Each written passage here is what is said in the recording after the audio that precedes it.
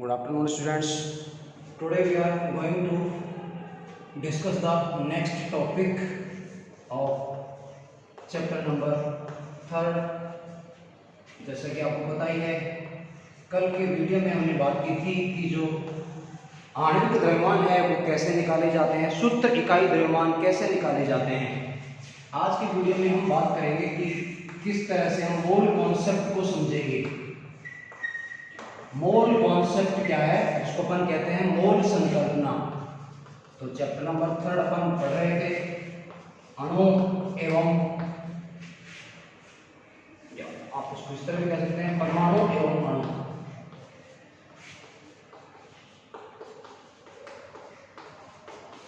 Okay, तो आज हम जो टॉपिक डिस्कस करेंगे वो है मोल संकल्पना। देखिएगा, मोल कॉन्सेप्ट इसको कहा जाता है, मोल संकल्पना या मोल कॉन्सेप्ट।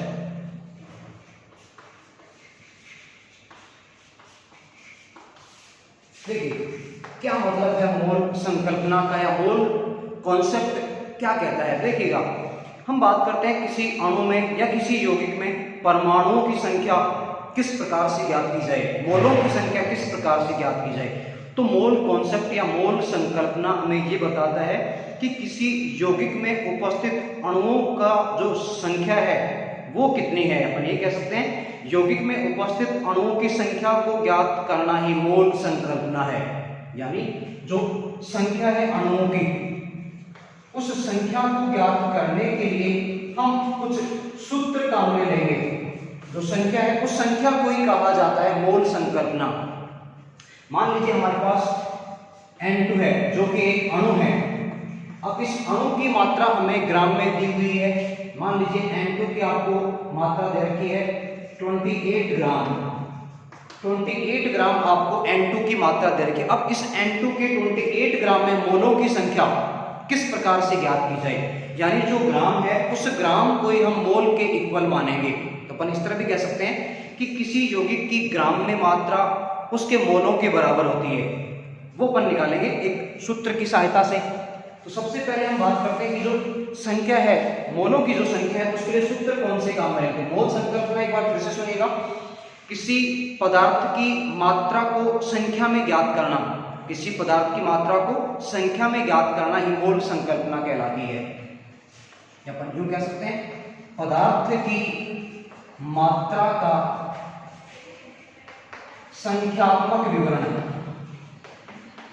पदार्थ की मात्रा का संख्यात्मक विवरण ही मोल संकल्पना कहलाती है। तो ये आपकी होगी एक सामान्य परिभाषा। अब हम बात करते हैं कि यहाँ सूत्र अपन कौन सा काम में लेंगे। मोलों की संख्या, देखिएगा मोलों की संख्या, देखिए यहाँ दो अलग अलग प्रकार के सूत्र काम में ले जाते हैं। अगर आपको पदार्थ की मात्रा ग्राम में दी हुई है तो उसके लिए अलग सूत्र काम में लिया जाएगा। अगर मान लीजिए आपको कणों की संख्या दी हुई है, उससे मोलों की संख्या अगर ज्ञात करवाई जा रही है तो उसके लिए हम एक अलग सूत्र काम में लेंगे। हर एक सूत्र को आपको एक एग्जाम्पल के माध्यम से मैं समझाने का पूरा प्रयास करूंगा। ध्यान से देखिएगा वीडियो को। देखिएगा, अगर मान लीजिए हमें मात्रा ग्राम में दी हुई है, कब, जब ग्राम में मात्रा है, तो देखिए इसके लिए सूत्र क्या होगा। मोलों की संख्या को n से दर्शाते हैं। n is equal to small m upon capital M। n है आपके मोलों की संख्या, स्मॉल m यहाँ पे आपका होगा ग्राम में मात्रा, ग्राम में मात्रा जो कि आपको गिवन होगी। ग्राम में मात्रा कैसी होगी, ये मात्रा होगी आपको गिवन, तो अपन कह सकते हैं दी हुई, अपॉन मोलर द्रव्यमान। अगला आपका होगा मोलर द्रव्यमान। और मोलर द्रव्यमान हम बहुत आसानी से निकाल सकते हैं, हम पहले भी डिस्कस कर चुके हैं। मोलर द्रव्यमान एक तरह से आणविक द्रव्यमान ही है। जिस तरह से अपने आणविक द्रव्यमान की गणना की थी, ठीक उसी तरह से मोलर द्रव्यमान की गणना की जाती है। अर्थात दोनों स्थितियों में हम परमाणु के परमाणु भार या द्रव्यमान संख्या को काम में लेकर उसका सम करते हुए आणविक द्रव्यमान, यहाँ पे मोलर द्रव्यमान की गणना हम आसानी से कर सकते हैं। अब एक अपन एग्जाम्पल लेते हैं। मान लीजिए आपको अभी मैंने जो एग्जाम्पल लिया अपन उसी को कर लेते हैं हल। एग्जाम्पल हमारा है कि हमें N2 की मात्रा दी हुई है और वो है 28 ग्राम। N2 की मात्रा 28 ग्राम। 28 ग्राम में हमें मोलों की संख्या ज्ञात करनी है। सूत्र हमारे पास आ चुका है, ये आपका सूत्र हो गया small m is equal to small m upon capital M। तो हमारे पास एक गिवन क्वांटिटी है ग्राम में 28 ग्राम, N2 की मात्रा हमें गिवन है, इसकी में हमें मोलों की संख्या ज्ञात करनी है। तो देखिएगा n यहाँ पे हो जाएगा 28 ग्राम, गिवन आपको है 28 ग्राम अपॉन N2 की मात्रा गिवन है। ध्यान दीजिएगा N2 यानी कि एक अणु है जहां की 2 परमाणु है नाइट्रोजन के। तो सिंपल सी बात है, हमें नाइट्रोजन के एक परमाणु के परमाणु भार का मल्टीप्लाई 2 से करना पड़ेगा। तो N2 है, केवल N होता, केवल नाइट्रोजन परमाणु की बात होती तो हम केवल एक नाइट्रोजन के परमाणु भार की बात करते या द्रव्यमान संख्या की बात करते, लेकिन यहाँ पे N2 है यानी कि नाइट्रोजन के 2 परमाणु हैं, इसलिए जो परमाणु भार है नाइट्रोजन का उसको 2 से मल्टीप्लाई करेंगे। तो देखिएगा कैसे, आप लोग जानते हैं N की अपन परमाणु क्रमांक की बात करें 7 है, इसका परमाणु भार या द्रव्यमान संख्या होती है 14। तो ये एक परमाणु का परमाणु भार या द्रव्यमान संख्या है। 2 के लिए क्या करेंगे 14 इंटू 2, तो ये आपका हो गया 14 इंटू 2, ये बन गया आपका 28 अपॉन 28 कैंसिल हो गया। तो यहाँ पे आ गया आपका आंसर 1, यानी कि 28 ग्राम N2 में मोल की संख्या होगी 1। देख लीजिए एक बार, एक और एग्जांपल अपन लेंगे। यानी मोल संकल्पना कहती है कि अगर किसी पदार्थ की मात्रा ग्राम में या कणों की संख्या के रूप में गिवन है तो उस केस में हम मोलों की संख्या किस प्रकार से ज्ञात करेंगे। ओके,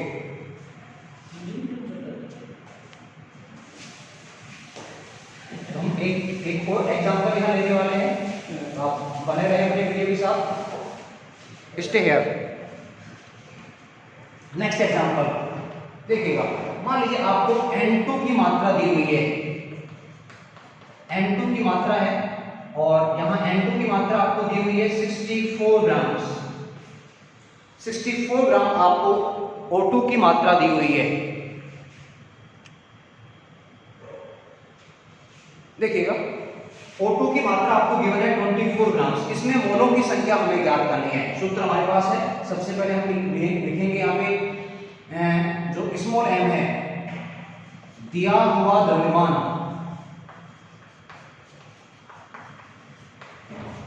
ये आपके पास हो गया है 64 ग्राम। O2 की हम बात ध्यान दीजिएगा, O2 है यहाँ पे, फिर से आपके पास जहां 2 परमाणु हैं तो अपन बात करेंगे यहाँ पे O2 का मोलर द्रव्यमान।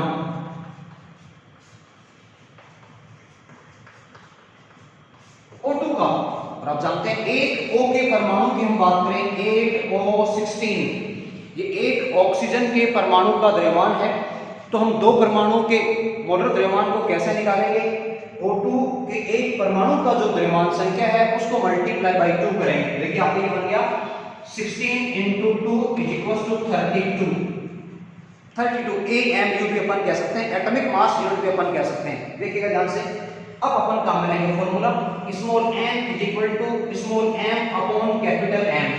तो देखिए ये तो आपकी हो गई है m की वैल्यू और ये आपकी हो गई है स्मॉल m की वैल्यू। स्मॉल m आपका गिवन है 64 अपॉन कैपिटल M हमने फाइंड आउट कर लिया है, पता लगा लिया 32।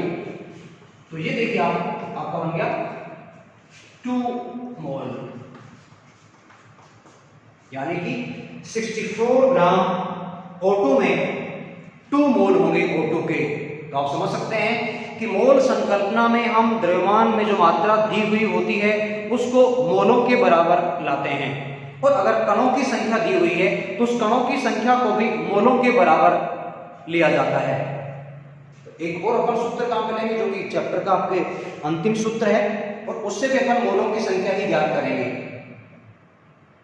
इस तरह से आप खुद भी कई सारे एग्जाम्पल ले सकते हैं जहां पे आपको द्रव्यमान संख्या का पता है या द्रव्यमान संख्या दी हुई है, उससे आप मोलर द्रव्यमान निकाल सकते हैं। और पदार्थ की मात्रा अगर ग्राम में दी हुई है तो आप सूत्र काम में लेंगे ये वाला। ओके, अब अगला जो सूत्र आता है वो हम लेंगे कणों की संख्या हेतु, यानी कणों की संख्या द्वारा मोल ज्ञात करना।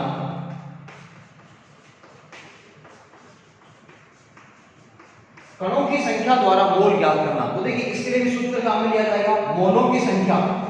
मोलों की संख्या को अपन स्मॉल n से इंडिकेट कर रहे हैं, तो स्मॉल n आपका हो गया, small n is equal to, यहाँ पे थोड़ा सा चेंज होगा, कैपिटल N अपॉन N0। देखिएगा n आपका, जिस तरह से हमने बात की थी द्रव्यमान की मात्रा लेकर मोलों की संख्या निकालने में स्मॉल m था, वो गिवन क्वांटिटी थी ग्राम में पदार्थ की। इसी तरह से यहाँ जो n है वो कणों की संख्या है जो कि आपको गिवन होगी। तो n यहाँ पे होगी आपकी कणों की संख्या,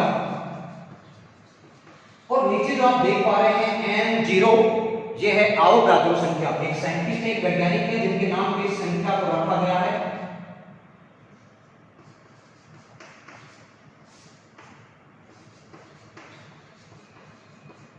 आवोगाद्रो संख्या, और इसका जो मान है वो निश्चित है, फिक्स है, कांस्टेंट है, वो आप याद रखेंगे। और ये इसका मान अपन लेके चलेंगे 6.04 into 10 raised to the power 23। ये वैल्यू है N0 की। देखिएगा N0 जब भी अपन कणों की संख्या लेकर मोलों की संख्या ज्ञात करेंगे, हमें N0 6.02 into 10 raised to the power 23 ही लेना होगा। इसका भी आप एक एग्जांपल ले सकते हैं। मान लीजिए आपको क्वेश्चन गिवन है N2 के कणों की संख्या,